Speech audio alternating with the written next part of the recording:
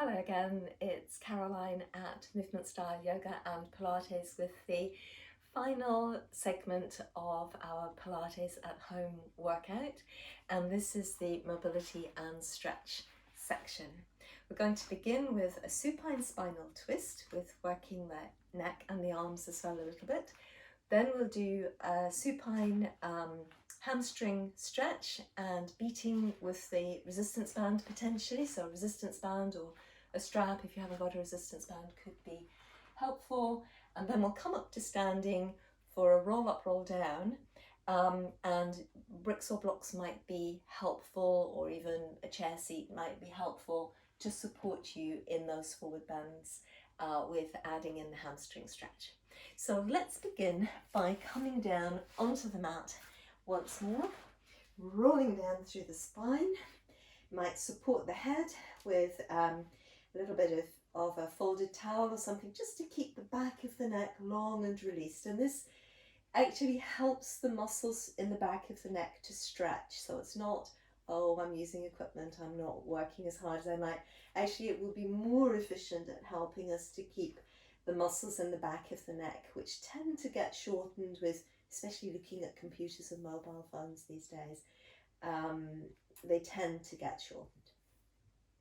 Then again, we just think about our neutral spine. Now, if you've been following through either with the warm-up section or the abdominal core strength section, you've already looked at locating neutral spine. So it's back to what we were doing, the mini spotlight on the tailbone shining to between the heels, crest of the hip bones directed straight up towards the ceiling, a little bit of space between the spine and the floor at the back of the waist, the spine through the back of the ribcage in contact with the mat. And again, for me, that definitely means a bit of strength coming in, hugging in around the base of the ribcage, the floating ribs, around the back of the ribcage sides front, base of the breastbone directed towards the tailbone.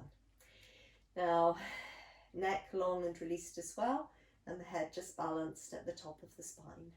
Let's switch on our lower abdominal core strength again as we prepare to come into our spinal twist. So that's going to be our imaginary smile contraction in the lower abdomen, or the broad and wide scoop and hollow. And remembering that that scoop and hollow is not the from pubic bone to base of breastbone hollowing, but the wide hollowing close to the crests of the hip bones, with a knock-on effect of the center of the lower abdomen sinking. But this is where we're looking for the main strength, about here. Then our imaginary too-tight belt cinching us in across at the back of the waist, in at the sides, across at the front. And even though our belt is tight already, we're going to think, can we draw our waist away from it at the back, sides and the front, so that we could run our fingers all the way around between our waist and the belt. Now let's open the arms out in line with our shoulder joints. We can have the palms of the hands towards the ceiling. My hands may be out of camera shot, but the idea is that the palms of the hands are towards the ceiling. Then, as you're ready, thinking about using your core strength, emphasizing the strength of the core to the right side. So they're going to twist the spine to the right. Legs stay passive and relaxed in the hip joints. And then we emphasize our broadened wide scoop and hollow towards the right side of the lower abdomen. So we're stronger on the right side of the lower abdomen. Then we squeeze that underside of the waist in towards the spine. We use that strength to just gently wheel the spine into a twist. Legs come too. You feel them influence the twist a little, but essentially they're passive in the work. We breathe in here, and now this left side of our body is a bit stretched. So we need to hug the side of the ribs in, the left side of the ribs hugs in. We get the belt to cinch in really strongly to the back of the waist and the side of the waist, and we just draw our pelvic scoop and hollow center again. We center up the strength here. So we breathe in here, and then we emphasize the core strength in the lower abdomen to the left side. We emphasize the belt fastening strength to the left side, and we do that sufficiently that it begins to draw the weight of the trunk and the spine across to the side. Yeah, like still ideally they stay pretty passive. And we may not go all the way into the twist, because the work here is not so much about mobility, but stability, stabilizing the spine in a twist, so that if we unexpectedly twisted our body, would be supported. Sometimes we unthinkingly twist and reach to pick something up behind us, and this is the kind of strength that we need for that sort of action, the stability in a twist rather than the mobility. We can do that at another time. So we can here, just again, right side of the rib cage, we can hug that in nice and strongly. Back of the waist and side of the waist, we can work that quite strongly, and we even up our strength from the lower abdomen to the center. We breathe in to prepare. So now that we've got the knack of that, we try to speed it up just a little bit. So we're going to breathe out, wheeling the spine towards the right with our lower abdominal core strength, waist strength. Let's allow our head and neck to pivot towards the left side by contrast, and then we're going to rotate the arm at the shoulder joint, first of all, through its length so that the palm of the hand comes to the mat. We've breathed in by now, and we breathe out to use the left side of the ribs, back of the left waist, side of the left waist to come center, head and neck come center, and the left palm turns to the ceiling again. We breathe in, and then breathing out, our pelvic diamond works to the left side a little bit extra hard, the left waist works, head and neck pivot towards the right arm turns around until the palm of the hand comes onto the floor. Let's breathe in here, breathing out, we engage the ribs down that right side of the rib cage, back of the right waist, side of the right waist, head and neck come center, right palm turns back up to the ceiling, we breathe in here. Yes, so let's give that another go. Core strength working, pivoting the lower spine to the right, head and neck pivot to the left. We breathe in, breathing out, coming back. Now as we come back, there's often a tendency to press the back of the head into the mat. Avoid doing that. Breathing in when we get back. Really dive the strength deep into the rib cage. Put the strength into the muscles that are adapted for strength, which are in the trunk. So as we breathe out, we're going to twist towards the left, rotating the head, the lower body twists to the left, head and neck rotate, turning to the right arm pivots, breathing in here, and as you're ready again, breathing out, right side of the ribs works hard, breastbone hugs to the spine, keeping the work out of the neck, all the way through to the center, breathing in here. So we maybe just go through once more your exhalation to twist lower body to the right, upper body to the left. So the muscles around the neck where the vertebrae are really, really small, and then as you're ready, breathing out to come center, are really adapted for mobility so that the neck is very mobile, and that's what gives human beings the panoramic vision, that our necks are very mobile, we can look around, and very few animals have that. So really, although there are core strength muscles in the neck, they're not so much for, they're for stabilizing the neck, not for helping to bring the ribs and the waist and the rest of the heavy trunk back, just for stabilizing the neck and the head really. So we try and keep that work of stabilizing the trunk in the big muscles that are adapted to stabilize those much bigger vertebrae in the rib cage, the back of the rib cage, and in the waist, in the sacrum and the tailbone. These are much bigger bones, and so the core muscles are much bigger to stabilize them. So now here we are, back in neutral spine, and we're going to think about if we've got a resistance band, ideally, that we're just going to pop it around the sole of the right foot, and then we reset our neutral spine position. So we can lengthen our spine out again, our broad and wide scoop and hollow, imaginary belt fastened, muscles working around the rib cage to support it, back, sides, front. We knee float our leg up, and then from here, as we are going to extend into the leg just as much as feels reasonable or comfortable, the idea is to keep the lower spine lengthening in the neutral spine position. So the tailbone is still shining the mini spotlight as if through to the inside of the left heel. So we breathe in as we're ready to let the knee bend again. And as this leg flows up and we're lengthening through to the base of the spine, try to stay nice and relaxed through the inside of the hip joint so that the thigh bone has got room to move in the hip joint. Now our hamstrings pass over two joints, the hip joint and the knee joint at the back of the leg. And at the moment we're really lengthening the hamstrings from the sitting bone. So we try to let the movement flow gradually through the thigh bone, arrive in the knee and then reach into the heel. So that we're really working into the flexibility of the range of the muscle and not just, push up and we kind of miss quite a lot of it. But really travelling from the sitting bone, the muscle opening little by little over the back of the hip joint, the length of the back of the thigh and over the back of the knee. And all the while staying in neutral. Because if the hips roll with us as we're doing it, we're mainly more just releasing the lower back than actually opening the hamstrings. Now with one of these, as we feel ready, and if we feel ready, we've got the leg extended, and we're going to keep the leg quite strong. So as we're extending the leg, draw back through the kneecap that last time, and on the inside of the knee, so you're quite strong around here. You feel the quads working as well. And then from here, we're going to squeeze in the ribs, squeeze in the waist, draw up through the gluteal muscles to feel back of waist gluteal muscles connecting as the leg reaches away, breathing in to come back up. So the leg beats down quite strongly and the waist needs to stay in position. So if the waist moves with the leg like that, essentially the weight of the leg is loading against the structure of our spine, and this is really very inadvisable. It could injure the spine. At the very least it can hurt it a little bit. So we're going to draw up through the kneecap, inside leg, back of waist strength connects to the gluteal strength, the same as we had in the leg press exercise.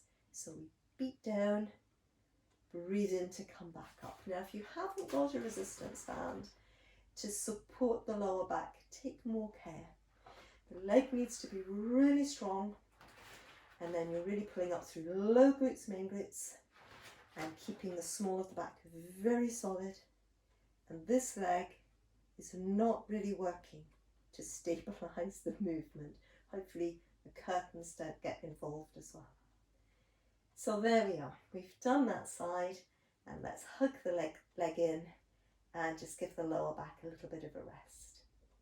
So we need to have a go on our second side, and that's where once again, if we have a resistance band, we're just going to pop it over the sole of the left foot. We once again take up our neutral spine position with lots of space between the tailbone and the crown, lower abdominal strength and waist strength all working. And then from here we float the leg through, and as we breathe out we aim to keep lengthening the spine right towards the base of the spine and keeping space in the inside of the hip joint again so that the thigh bone has got room to move. We've got the idea going of that we're working, lengthening the muscle over the first joint, through the back of the thigh, and then lengthening the muscle over the second joint. So it really is helpful for lengthening hamstrings when we work in this controlled way, covering flexibility throughout the range of the muscle. Now, as I was saying on the first side, but I said it a little bit late, we're trying to, as we extend the leg, again our core is already working to keep the small of the back off the mat and the pelvis stable. And once we know that that's in place and the leg is extended, we're trying to feel the kneecap drawing back towards the front of the hip, inside knee also working. So the quads are quite strong and you feel the muscles working around the thigh bone. They're going to help to support its weight in a moment now as we begin to beat the leg down. So waist working, ribs working, back of waist working. Get that pull up through the gluteal muscles. The back of your waist meets the strength in the back of the hip, back of the leg. Strength at the quad so you can beat down. And as I said on the first side, it's very important that the leg doesn't disturb the alignment of the spine. If you don't have a resistance band, or also you just feel like practicing it without the band to see what it's like. Work first of all a shorter range of movement just to your knee, and then if your strength is there, you can get that beating action. So remember, the leg that's on the floor shouldn't be stabilizing us. And you might have seen my lower back did move a little as I lifted the leg. So that means I need more strength in the back of my waist if that happens. Just pull that in a little. And then as you're ready, we let that leg hug in and towards us, and we finish that as well. So once again, it's often just helpful to integrate both sides there, circling the lower back on the mat, just releasing and letting go.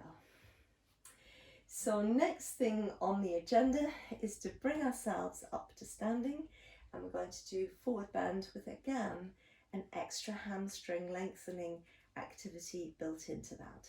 So let's roll ourselves over onto one side, core muscles working, we roll up towards seated, just adjusting for a moment whilst the blood runs in a different direction.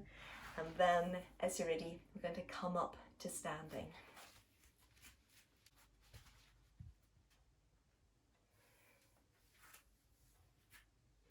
So here in standing, we're going to take up our aligned position. As I mentioned at the beginning of the video, it might be useful to have bricks or blocks, or even a chair seat or a low stool that might assist you if your hamstrings aren't flexible enough for you to come forwards in the neutral spine position. So our aligned position will be, again, our 2 fist distance between the heels. We just think about the tailbone directing the mini spotlight to between the heels, and the crests of the hip bones straight forwards and the headlamps going straight out. Our broad and wide scoop and hollow, our imaginary belt wrapping in around at the back, sides and the front, ribs tapering in, and then we're letting the crown of the head come above the tailbone, back of hips, back of shoulders, back of head level, and really feeling that the spine can lengthen in the center of the core strength as the core muscles hug in around it. When the core muscles work strongly, the spine can really release and open its length. So weight even, heels to balls of feet, shoulders broad, and as you're ready, with an exhalation, we're going to roll up and over through the vertebrae in the neck, vertebrae in the back of the rib cage rolling up and over the breastbone. Keep the waist lifted, and then we let the knees soften a little bit, and each vertebra in the waist rolls up and over the one below. Collarbones stay open, shoulder blades moving in the direction of our sitting bones as we come forwards. So here we're going to use our pelvic broad and wide scoop and hollow to try and hover the weight of the pelvis away from the thigh bones. And as that happens, we're opening the hamstrings in the opposite direction now from when we were lying on our backs. We're lifting upwards from the heels, opening the hamstrings over the back of the knee joint upwards, through the back of the thigh upwards, lifting the sitting bones away from the thigh bones to get our lower back to, our hamstrings to open. And we try to keep the lower back in neutral rather than rounded. So again, this is really stretching the lower back, which often is kind of stretched enough and quite weak, because the hamstrings are often a bit stronger and need to lengthen. So we breathe in, let the knees soften, breathe out, scoop and hollow in the lower abdomen, lift from the heels upwards, keep the pelvis hovering on the tops of the thigh bones, spine in neutral, breathing in last time, knees soften, breathing out, hover the pelvis away from the tops of the thigh bones, using your pelvic diamond, waist strength working, spine is in neutral as you lift upwards from the heels. Then we're going to roll back up again. Send the tailbone under, mini spotlight shining to between the heels, our smile, back of the waist working, belt fastening, drawing up through the gluteal muscles, the low glutes, main glutes, connecting the leg strength, heels to sitting bones, drawing up through the thighs, fronts of thighs, inside thighs, shoulder blades slot into place. So then we're going to try it another time. So we breathe in, breathing out, we roll up and over through the neck, up and over behind your breastbone, waist stays tall, weight stays even through your feet still. And then vertebra by vertebra as we roll forwards through the waist. Let's allow the knees to soften, keeping the collarbones broad and open, shoulder joints as if they could touch either side of the room where you are, and the shoulder blades moving in the direction of the sitting bones. So we may come forward to support. If we haven't got support, we can use the thighs instead, arms on the thighs or hands on the shins maybe. We breathe in, knees bent, and then we locate neutral spine. We use the pelvic diamond to really float the pelvis off the tops of the thigh bones, and then we're lifting up heels to sitting bones. Breathing in, we let the knees bend again, which allows us to free up our neutral spine. So let the knees bend sufficiently that your spine becomes mobile. This is really crucial to opening the hamstrings. Spine becomes mobile, lower abdomen lifts, and then once again we're lifting from the heels upwards through the backs of the legs to the sitting bones. Lower back stays in neutral. Breathing in, we let the knees bend sufficiently that you can really feel space, sacrum, tailbone, vertebrae in the back of the waist, then support the vertebrae with your pelvic, broad and wide, scoop and hollow, your belt fastened as you lift up through the backs of the legs. As we're ready here, tailbone moves under, mini spotlight to between the heels, pelvic diamond working, back of the waist working, gluteal muscles pull up, feel your leg strength thread up at the front and at the back, all the way through to the hip joints, shoulder blades slot into place. And maybe if we feel centered enough here and enough strength in the legs, we're able to come back to the rise that we practiced in the warm-up and lowering. One last roll. We breathe in, breathing out. We roll up to come over, up and over behind the breastbone. Waist stays tall, collarbones open, space in the shoulder joints as if it could touch either side of the room. Breathing out, we roll down. Breathing in. Finding your neutral spine, using the core strength to support it, lifting up through the legs, keeping the strength to carry the weight of your body as much in your body as possible. Avoid leaning into the blocks. Much harder to become flexible when we do that. Keeping the strength working, keeping the strength working, lifting the pelvis, tipping forwards. You know, if you're more flexible, as you tip forwards, your ribs are reaching up and back, your waist is reaching up and back, your sitting bones, shoulder blades move upwards. We breathe in, weight still stays even in all of through the soles of the feet, through all of these movements, like that. And again, if you're trying to build your flexibility in this, from this kind of position, let the knees soften enough that you feel that you can coordinate the base of your spine to reach up and back, that you're lengthening the spaces between the vertebrae, up and back and behind you. And again, when your head and neck are in alignment with the rest of the spine, you'll be more flexible. When I'm talking, that I tend to lose that.